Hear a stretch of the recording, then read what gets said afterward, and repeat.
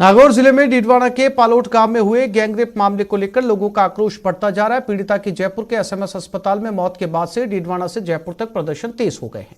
पीड़िता की मौत के बाद जहां परिजनों ने न्याय मिलने तक लाश लेने से मना कर दिया, वहीं रात भर से परिजन और कई सामाजिक संगठन धरने पर बैठे रहे। पीड़िता के परिजनों से मिलने के लिए भाजपा सांसद किरोड़ी लाल मीणा मोर्चरी पहुंचे और परिजनों के साथ धरने पर बैठ गए। देखो, मांग तो जो मांग पत्र प्रस्तुत किया है वो सारी मांग मानी जानी चाहिए, बल्कि इससे बढ़कर मांग मानी जानी चाहिए। और बढ़कर मांग क्या है कि ये आईदाना राम डारा है जो पंचायत समिति का सदस्य है, सत्ताधारी दल का, और ये पंचायत समिति डीडवाना में बड़ा असरदार व्यक्ति है। इसकी अगुवाई में अनैतिक काम होते हैं, तो मैंने इनकी सहमति से ये मांग और जोड़ी है कि आईदाना राम से सख्ती से पूछताछ की जाए, जिससे ऐसी कितनी अबला नारियों की इज्जत लुटी है वो पता लगे। डीडवाना के निर्भया मामले में नागौर सांसद हनुमान बेनीवाल ने उच्च स्तरीय जांच की मांग की है। बेनीवाल ने इसे लेकर भाजपा और कांग्रेस नेताओं को भी आड़े हाथों लिया और डीडवाना एएसपी को हटाने की मांग की है।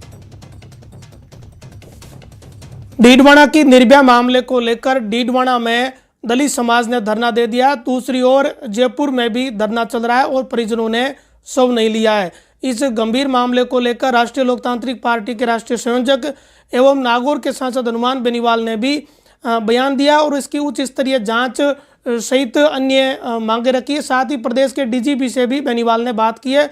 सर, डीजीपी से इस मामले में क्या बातचीत हुई और क्या कहेंगे आप इसे लेकर? देखिए, जैसे ही पालोट गांव से मेरे पास, चूंकि पालोट गांव के अंदर बहुत ज़्यादा तादाद आरएलपी के समर्थक भी गांव के अंदर, और उन बच्चों ने मुझे जैसे ही टेलीफोन पे गुमशुदगी की इतला करी, उसी समय मामला मैंने वहाँ निर्देश थाने में भी दे दिए थे, भाई तुरंत इस बात को करें। और बाद में मुझे पता लगा कि उन्होंने उस समय त्वरित कार्रवाई नहीं की और फिर वहाँ एसएचओ को सस्पेंड भी किया गया, एसपी वहाँ गए थे।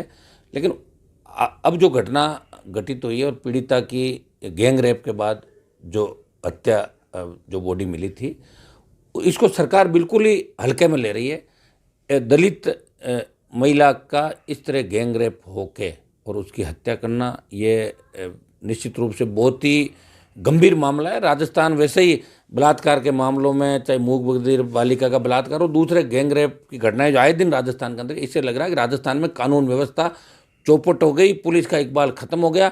और डीडवाना के अंदर 2 आरोपियों को पुलिस ने गिरफ्तार किया है, लेकिन इसमें कई आरोपी और हैं।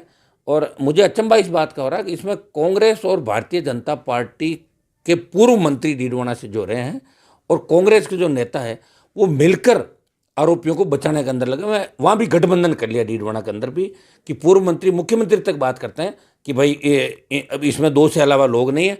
और दूसरी तरफ कांग्रेस के नेता, वहाँ के एडिशनल एसपी जिसको पूरे मामले की जानकारी थी, इनको यहाँ जब ये सीओ थे तो शिकायतन यहाँ से हटाया, ऐसे व्यक्ति को वहाँ लगाया। तब भी हमने तो ये कहा था कि ऐसे लोगों को आप नागौर के अंदर मत लगाओ। नागौर के अंदर पिछले 10-12 साल से जो स्थितियाँ बनी हुई नागौर के अंदर, वो बहुत भयावह स्थितियाँ हैं। यहाँ कई तरह के कांड, बड़ी घटनाएं नागौर में होने के बाद भी राजस्थान की सरकार नागौर की तरफ नागौर मतलब गौर नहीं करी नागौर, उनको कोई लेना देना नहीं। इस मामले में मेरी मांग ये है कि कल जैसे ही परसों पीड़ित परिवार का टेलीफोन आया, कल राष्ट्रीय लोकतांत्रिक पार्टी के 1 दर्जन पदाधिकारी एसएमएस अस्पताल पहुंच गए थे, परिजनों से बात करी। मैंने डीजीपी से कल ही इस मामले में बात करी थी और एडिशनल एसपी को हटाने के अलावा जो अपराधियों के साथ जिन लोग, जो पुलिस अधिकारी कांटेक्ट में थे, उन सब की भी एक उच्च स्तरीय जांच डीजीपी करवाएं, पीड़ित परिवार को मुआवजा दें। और जो नेता इसके अंदर लगे हुए बचाने के अंदर, मैं उन पर आरोप लगा रहा हूँ कि इसमें डीडवाना के भारतीय जनता पार्टी के पूर्व मंत्री सहित वर्तमान कांग्रेस के नेता भी आरोपियों को बचाने के अंदर लगे हुए। वहाँ गठबंधन कांग्रेस और भारतीय जनता पार्टी ने बलात्कारियों के साथ मिलकर कर लिया डीडवाना के अंदर। सर, एक नागौर जिले में पुलिस पे ये सवाल खड़ा हो रहा है कि जो सब इंस्पेक्टर होता है वो सीआई बन के वापस जिले में आ जाता है और जो सीआई है वो डीएसपी बन के आ जाता है, जो डीएसपी रहा वो एडिशनल एसपी बन के जिले में आ गया। तो इससे कहीं ना कहीं उन पुराने लोगों से संपर्क रहता है, इससे चीज़ें प्रभावित होती है क्या?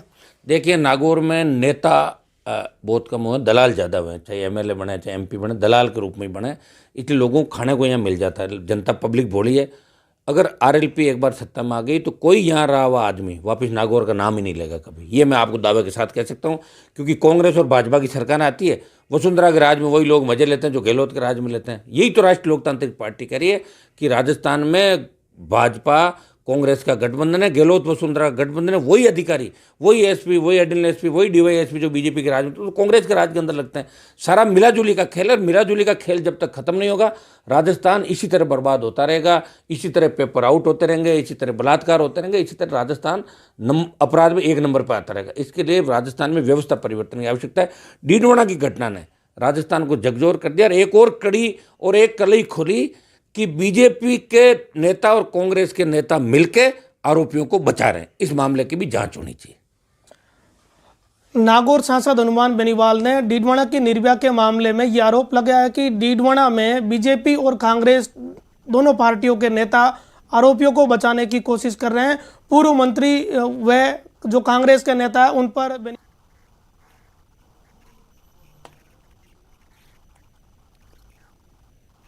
और इसी खबर पर ज्यादा जानकारी के लिए बात करते हैं हमारे संवाददाता सौरभ गस्ती के साथ। सौरभ, इस पूरे मामले को लेकर फिलहाल क्या अपडेट, क्या अभी भी मोर्चरी के बाहर ये धरना प्रदर्शन जारी है? किसी तरीके की सरकार की तरफ से या पुलिस प्रशासन की तरफ से जांच की या आरोपियों को पकड़ने की जिम्मेदारी ली गई है? देखिए, इस वक्त पुलिस से लगातार वार्ता जो है वो जारी है और चूंकि जिस प्रकार से फिर से पोस्टमार्टम की बात सामने आ रही है और उसकी वीडियोग्राफी कराने की मांग जो है वो सांसद किरोड़ी लाल मीणा ने जो है वो रखी है। साथ ही एक प्रभावशाली व्यक्ति की भूमिका के जांच के साथ ही जो लापरवाही बरतने वाले पुलिस अधिकारी है उनके खिलाफ भी जांच की मांग जो है वो उनके द्वारा की गई है। परिजनों के लिए 50 लाख का मुआवजा और सरकारी नौकरी की मांग जो है वो की जा रही है और उसी मांग को लेकर अब तक जो है वो शव जो है वो उठाया नहीं गया है। हालांकि बताया जा रहा है कि जो भीम आर्मी के और अन्य जो सदस्य वहां पर धरना दे रहे थे उन्हें शहीद स्मारक पे फिलहाल जो है वो शिफ्ट कर दिया गया। यानी अभी जो वार्ता का दौर है वो लगातार जारी है और जी मांगों जी सौरभ, जानकारी के लिए आपका धन्यवाद। मुंबई क्राइम ब्रांच की टीम कोटा के एमबीएस अस्पताल में पहुंचने के बाद हड़कंप मच गया। दरअसल क्राइम ब्रांच एक बुजुर्ग महिला की तलाश के लिए कोटा पहुंची। इस दौरान कोटा के एमबीएस अस्पताल में गुमशुदा लावारिस मृतकों के रिकॉर्ड खंगाले जा रहे हैं। वहीं शहर के अलग अलग इलाकों में बुजुर्ग महिला की तलाश जारी है। मुंबई क्राइम ब्रांच की टीम हाईकोर्ट के आदेश पर महिला की तलाश के लिए कोटा पहुंची है। बुजुर्ग महिला दिमाग से कमजोर होने के कारण 13 फरवरी 2021 को लापता हो गई थी, जिसकी रिपोर्ट उनके बेटों ने मुंबई के खेरवाड़ी पुलिस थाने में दर्ज करवाई। देखिए, हम लोग मुंबई क्राइम ब्रांच से यूनिट 10 से आए। हम लोग को हाई कोर्ट ने निर्देश दिया है कि ये जो गुमशुदा महिला है ये बांद्रा टर्मिनस से चढ़ी है। अब वो आगे जाके कौन से स्टेट में जाती है वो हम हर स्टेट में जाके इस गुमशुदा महिला का हम लोग तलाश कर रहे हैं। अभी हम फिलहाल कोटा में आए हैं, महाराव भीम सिंह हॉस्पिटल में भी आए हैं, चेक कर रहे हैं। पोस्टमार्टम का भी हमने मुआयना किया। यहाँ पे गुमशुदा जो लोग लाके जमा करते हैं उसका भी हमने रजिस्टर चेक किया और हम लोग तलाश